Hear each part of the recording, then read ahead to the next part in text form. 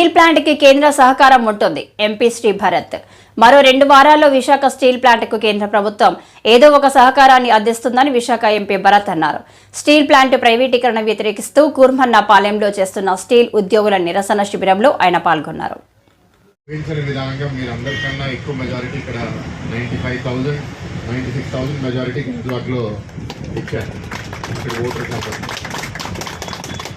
బాధ్యత మా మీద పెట్టారు. డెఫినెట్గా బరువు మేము ఫీల్ అవుతున్నాము. సో ఖాళీ మాటలు కాదు, గెలిచిపోయిన తర్వాత మళ్ళీ మర్చిపోవడం కాదని పల్లా గారు కూడా చాలా స్పష్టంగా చెప్పారు. ప్రైవేట్గా ఇక్కడ ఉన్న నాయకులను కూడా కలిసాము. ప్లాంట్లో రివ్యూ మీటింగ్ కూడా చేశాము. మీరు అవన్నీ ఒకసారి గమనించారు. నాకు బయట నుంచి ఉన్న అవగాహన, ప్రభుత్వం లోపలికి వచ్చిన తర్వాత స్టీల్ ప్లాంట్ ఫార్మల్గా రివ్యూ చేసుకుని స్టీల్ ప్లాంట్ ఆపరేషన్స్ ఏంటి అనేది కొంత నేర్చుకున్నాం. ఇంకా ముందుకు కన్నా మొదటిసారి నేను ప్రమాణ స్వీకారం చేయడానికి ఢిల్లీ పార్లమెంట్లో చేసినప్పుడు అప్పటికే అక్కడ స్టీల్ మంత్రిగా కుమారస్వామి గారు స్వేరిన్ అయిపోయి ఉన్నారు. నేను నా ప్రమాణ స్వీకారం చేశాను. ఎందుకు వచ్చి ఆయన దగ్గరికి వెళ్ళి కుమారస్వామి గారు నేను ఫలానా భరత్ ఇక్కడికి గెలిచాను మాకుందంటే అప్పటికీ ఆయన దాని గురించి తెలుస్తుంది. నేను అదొక ఛాలెంజ్గా తీసుకుందాం అనుకుంటున్నాను, దాన్ని రివైవ్ చేయాలనుకుంటున్నానని చెప్పారు.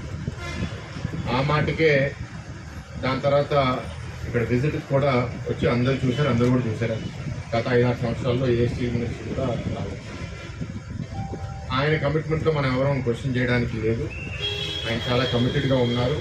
అనేక వేదికల్లో కూడా దీని గురించి మాట్లాడటం జరిగింది. అయితే దీనికి పరిష్కారం ఏంటి? మీతో మాట్లాడినప్పుడు కూడా నాయకులు ఒక్కొక్కరు ఒక్కొక్క అభిప్రాయాన్ని నాకు చెప్తున్నారు.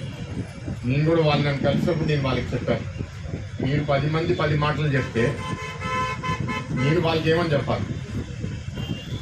సో మనందరం ఒక మాట మీద పోతున్నాం. సేల్లో మర్జ్ చేస్తే సుముఖం అంటే చాలామంది సుముఖం అంటారు, 2-3 వచ్చి అది జరగదంటారు. రకరకాల అభిప్రాయాలు. మా ప్రకారం కూడా సేల్లో మర్జ్ చేస్తే బాగుంటుందనే అభిప్రాయం ఉంది కాబట్టి నేను కూడా అది ఢిల్లీకి వెళ్ళి అడగడం జరిగింది. ఇవాళ మీరు ఈ ఫైనాన్షియల్ మొన్న జరిగిన సంఘటన తర్వాత బల్లగారు నేను కూడా మాట్లాడి స్టీల్ ప్లాంట్లో అనేక కారణాల వల్ల స్టీల్ ప్లాంట్ ప్రొడక్షన్స్ తగ్గిపోవడం, ఒక ఫర్నేస్ షట్ డౌన్ అవడం వల్ల ఇక్కడ అందరూ ఆందోళన చెందుతున్నారు. మనం దానికి భరోసా చెప్పాలి, ఒక రెస్పాన్స్ ఇవ్వాలనే ఉద్దేశంతో వాళ్ళు రావడం జరిగింది. నిన్న ఢిల్లీలో ఉన్నప్పుడు కేంద్ర ఫైనాన్స్ మంత్రి నిర్మలా సీతారామన్ గారు కూడా కలవడం జరిగింది. అయితే స్టీల్ ప్లాంట్ గురించి మాట్లాడినప్పుడు నాకు ఆల్రెడీ తెలుసు, ఎందుకంటే గతంలో కూడా గత 2-3 నెలలుగా కేంద్రంలో స్టీల్ మంత్రి మన ముఖ్యమంత్రిగా చంద్రబాబు నాయుడు గారు ఏ లెవెల్లో మాట్లాడుతున్నారు దీని మీద నాకు ప్రతిసారి అప్డేట్ వచ్చింది. ఆవిడ కూడా అదే చెప్పారు, డిస్కషన్స్ హై లెవెల్లో అందరి మధ్యలో జరుగుతున్నాయి. ఈ డిస్కషన్స్ అన్నీ కంక్లూషన్కి వచ్చి ఏదో ఒక డిసిషన్కి త్వరలో రాబోతున్నామని ఒక ఇండికేషన్ కూడా ఇచ్చారు. అది ఏంటి అనేది టైం చెప్తుంది కాబట్టి దానికోసం మేము కూడా ఎదురు చూస్తున్నాము. ఇక్కడ వాళ్ళందరితో కూడా మాట్లాడి వాళ్ళ వేరే సూచనలన్నీ విన్నాము. భవిష్యత్తులో ఏదో ఒక రిలీఫ్ ప్యాకేజ్ వస్తుందని ఆప్టమిస్టిక్గా ఉన్నాము. వచ్చిన తర్వాత కూడా స్టీల్ ప్లాంట్ని బాగా పనిచేసే విధంగా కార్మికులందరూ రెడీగా ఉన్నారు. పై లెవెల్లో ప్రొక్యూర్మెంట్లో, ఆపరేషన్స్లో, గవర్నెన్స్లో తప్పులు ఉండకుండా, ఫ్రాడ్ జరగకుండా రివ్యూ మీటింగ్స్ కూడా మమ్మల్ని పెట్టమని అడిగారు. తప్పకుండా కుదిరినంత వరకు మేము కూడా రివ్యూ మీటింగ్స్లో పార్టిసిపేట్ చేసి స్టీల్ ప్లాంట్ సక్రమంగా వచ్చేటట్టు, దాని తర్వాత మిగతా కొన్ని పాయింట్స్ స్ట్రాటజిక్గా నాటి అన్ని చిన్న పాయింట్స్ చెప్పారు. అన్ని పాయింట్స్ దాని ఇంపార్టెన్స్ బట్టి టేకప్ చేస్తాము and wheel work towards reviving the steel plant. లేదండి, ఆందోళన చెందుతున్న స్టీల్ ప్లాంట్ అంటే వాళ్ళు ఏంటంటే 2 ఫర్నెస్ల నుంచి ఇప్పుడు ఒక ఫర్నెస్కి వచ్చినప్పుడు ఏ డైరెక్షన్లో వెళ్తుందని ఆందోళన ఫీల్ అవడంలో తప్పులేదు. కానీ కేంద్రంలో మంత్రులు మాకు ఇచ్చే అష్యూరెన్స్ బట్టి మాకేంటంటే తప్పకుండా నమ్మకం వస్తుంది. ఎందుకంటే స్టీల్ ప్లాంట్ మినిస్టర్ తాలూకా మినిస్టర్ స్టీల్ మినిస్టర్ గారు ఇది ఛాలెంజ్గా తీసుకుని రివైవ్ చేయాలనే తపనలో డే 1 నుంచి ఉన్నారు. అదే కమిట్మెంట్తో వచ్చారు.